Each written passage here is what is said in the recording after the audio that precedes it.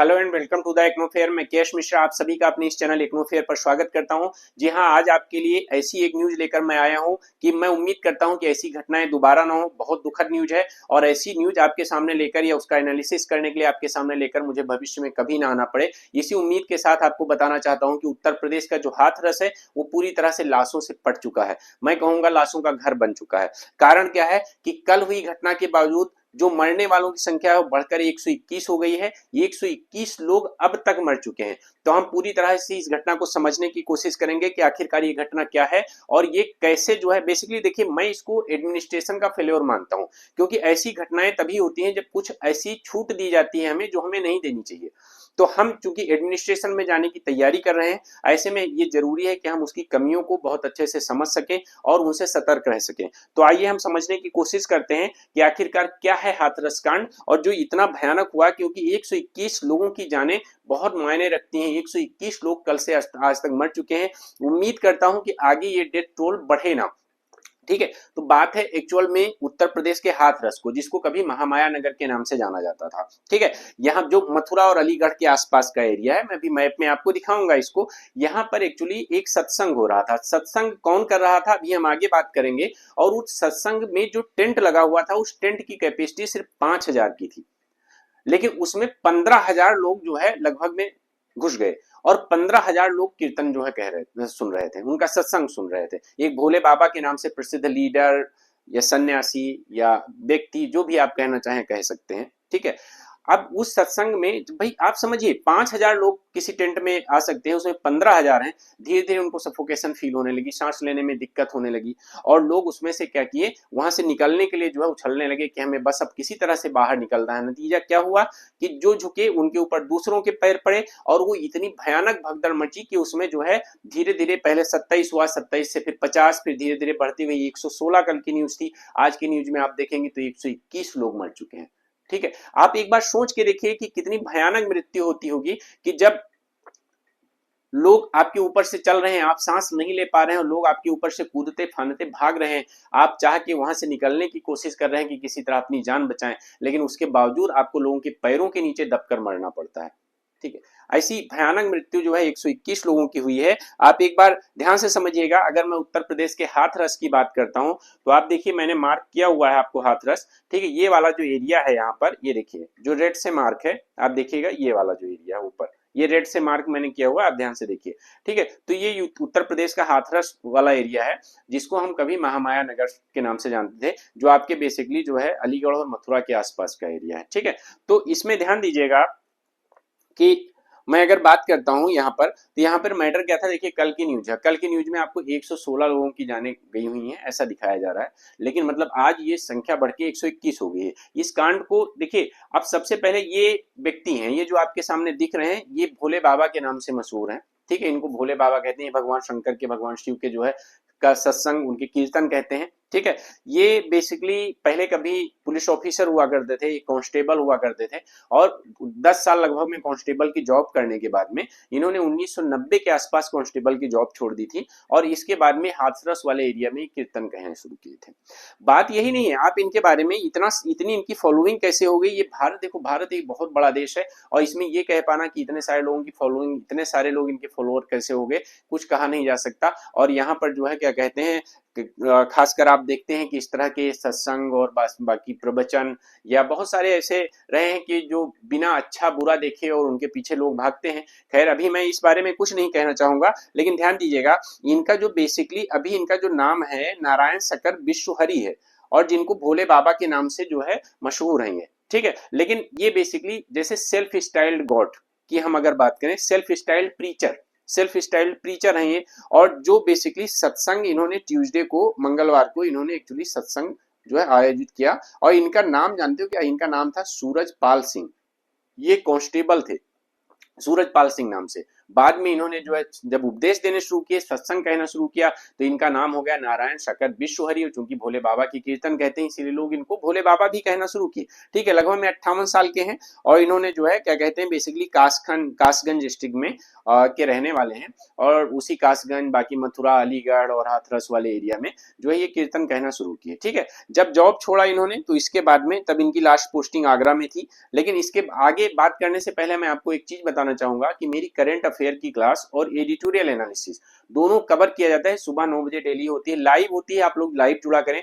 आज भी हमने बहुत अच्छे अच्छे न्यूज, खासकर जो है मेंस के पॉइंट ऑफ व्यू से बहुत अच्छा डिस्कशन हुआ आज क्लास में, आप लोग देखिए जाके।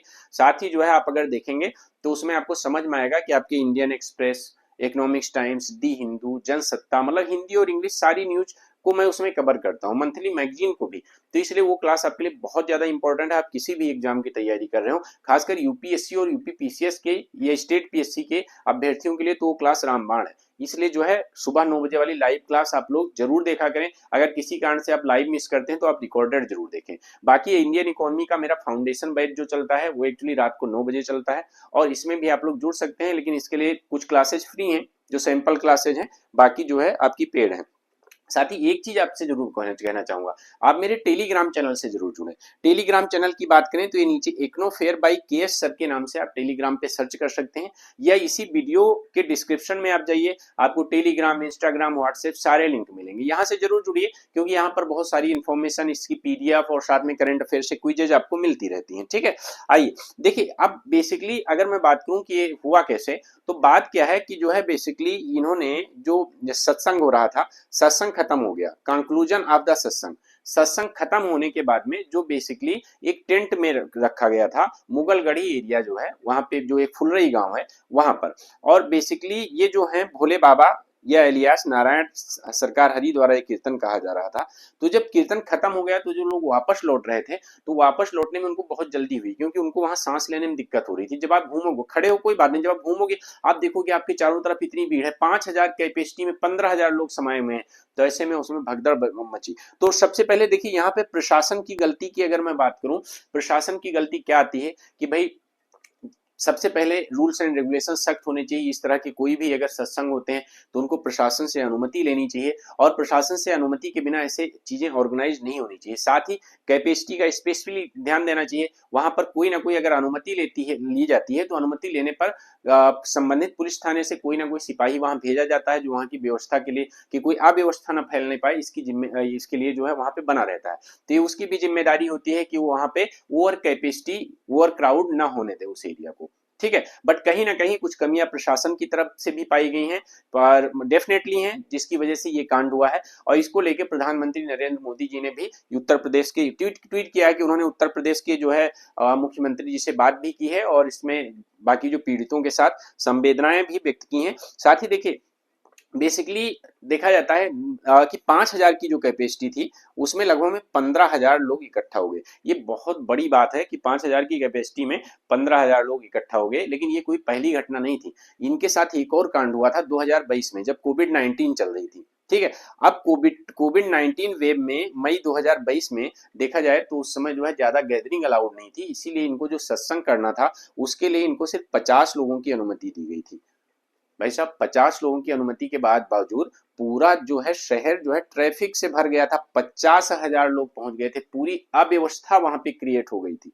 ठीक है, अब आप ये समझने की कोशिश कीजिए कि हाँ जो है इससे क्या होता है, जो इसके ऑर्गेनाइजर्स हैं उनके ऊपर भी सवाल उठता है कि भाई अगर मान लेते हैं आपको 50 लोगों की या 500 लोगों की या 1500 लोगों की या 5000 लोगों की अगर अनुमति मिलती है, तो आप इस चीज को बना के रखें कि बहुत सारे लोगों को मत बुलाएं। ठीक है, अपने फॉलोअर्स को ये बात को ध्यान रखें। लेकिन ये लोग ये सोचते हैं कि ये सारी व्यवस्था मैनेज करना जो है बेसिकली पुलिस का काम है, प्रशासन का काम है, और साथ ही क्या होता है इनको कुल मिला के ये दिखाना होता है कि भाई हमारी इतनी फॉलोअर्स की लिस्ट है, हमें इतने सारे जो है फॉलोअर्स हमारे हैं, इतने सारे लोग हमको मानते हैं। बेसिकली एक हिसाब से देखें तो शक्ति प्रदर्शन ये इसके माध्यम से करते हैं। ठीक है, तो इस पे बहुत पूरी तरह से रोक लगनी चाहिए। साथ ही आपको बताना चाहूंगा कि केंद्र सरकार की तरफ से जो जिनकी डेथ हुई है उनको 2 लाख रुपए की रिलीफ जो है प्रोवाइड की जाती है। लेकिन आप उन फैमिलीज से पूछे जिनके जिनके मेंबर्स, खासकर इसमें मरने वाले, देखो जब कहीं सत्संग होता है तो सबसे ज्यादा कौन जाती है, महिलाएं जाती हैं। ठीक है, कुछ बच्चे भी जाते हैं महिलाओं के साथ। तो जाहिर सी बात है, मरने स्वाभाविक है कि जो है मरने वालों में सबसे ज्यादा संख्या महिलाओं की रही है।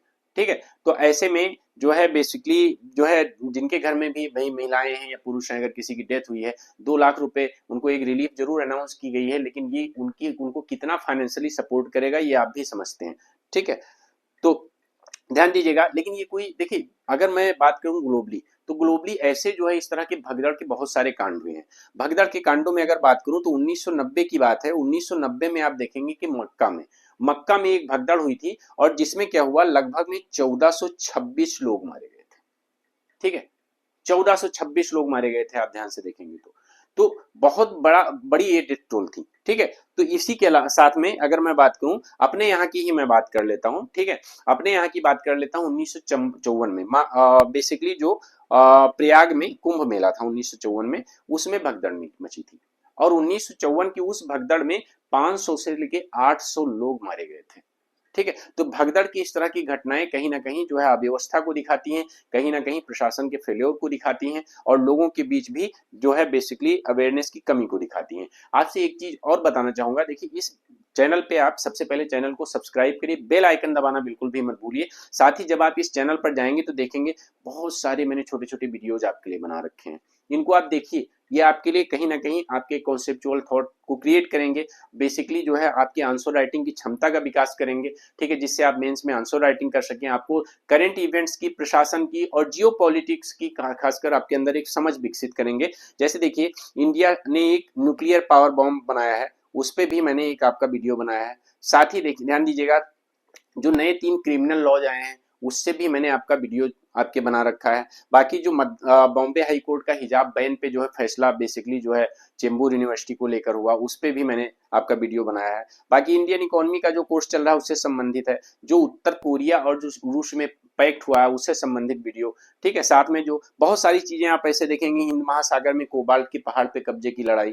इसके अलावा जो करंट अफेयर्स के सेशन होते हैं वो देखिए आपके सामने लाइव होते हैं, और ये डेली आप जाएंगे तो रिकॉर्डेड भी आपको ये सारे सेशन मिल जाएंगे, और साथ ही ये डेली लाइव होते हैं। और इसमें मैं इंडियन एक्सप्रेस, इकोनॉमिक्स टाइम्स, दी हिंदू, जनसत्ता एक्सप्रेस, जहां से भी इंपॉर्टेंट न्यूज होती है सब कवर करता हूँ। और खासकर ये क्लास आपकी प्रीलिम्स और मेंस दोनों पर फोकस होती है, ज्यादा फोकस मेंस पे होती है। तो इसलिए आप सभी लोग जो है इसको ध्यान दें, और साथ ही टेलीग्राम चैनल से जरूर जुड़ें, क्लास को लाइक करें, चैनल को सब्सक्राइब जरूर करें। साथ ही कुछ इंपॉर्टेंट प्लेलिस्ट भी आप देख रहे होंगे कि यहाँ पर आपको मिल जाएंगी अगर आप चैनल पे जाएंगे। ठीक है, जैसे ये जो डेली छोटे छोटे वीडियोज होते हैं आपको एक ही प्लेलिस्ट में सारे मिल जाएंगे, लगभग अब तक 30 वीडियोज हैं। ठीक है, अगर आप जाएंगे तो जो है देखिए करंट अफेयर्स के लगभग 73 वीडियोज हैं, पूरे 1 साल का करंट अफेयर आपको इसी जो है चैनल पे मिल जाएगा। आप पढ़िए, नोट बनाइए, ठीक है, नोट्स करिए, और इसके बाद आप देखिए कि हाँ जो कितना आपके जो है स्टडी में चेंज होता है, आपके जो है पढ़ने के तरीके में चेंज होता है। ठीक है, इसके अलावा बजट के भी आपको वीडियो मिल जाएंगे। जो पेड बैच इंडियन इकोनॉमी का है, बेसिकली अब तक 58 वीडियोज हैं, इसमें से 10-15 वीडियोज आपके फ्री होंगे, बाकी जो है सारे पेड हैं। ठीक है, तो पूरा कोर्स लेना चाहें तो इसके लिए आप भी संपर्क कर सकते हैं। बाकी आप देखिए कुछ यूपी पीसीएस के पेपर्स का एनालिसिस इसमें पड़ा हुआ है, जिसमें 2019 का, 2020 का, 2014 का, इस तरह से कई पेपर्स के जो है एनालिसिस आपको मिल जाएंगे। डीप एनालिसिस किया गया, आप देखेंगे तो आने वाले एग्जाम में जो यूपी पीसीएस का होने वाला है उसमें डेफिनेटली आपकी ये सब हेल्प करेगा। ठीक है, तो क्लास की टाइमिंग का फिर से आप एक बार ध्यान दे लीजिएगा। जो करंट अफेयर और एडिटोरियल एनालिसिस है, इसकी क्लास सुबह लाइव 9 बजे चलती है, और फाउंडेशन बैच रात को 9 बजे चलता है। तो बेसिक और जो ये छोटे वीडियोज हैं ये लगभग रात को 8 से 9 के बीच में अपलोड होते हैं, आप जरूर देखा करिए। और साथ ही जो है आप मेरे टेलीग्राम चैनल से जुड़िए। इस वीडियो के डिस्क्रिप्शन में जाइए, आपको सारी डिटेल्स मिल जाएगी, चाहे कोर्स की हो, चाहे मुझसे कॉन्टैक्ट डिटेल्स हो, चाहे आपके जो है कोई भी चैनल का लिंक हो। ठीक है, सब मिलेगा आपको। ठीक है, धन्यवाद।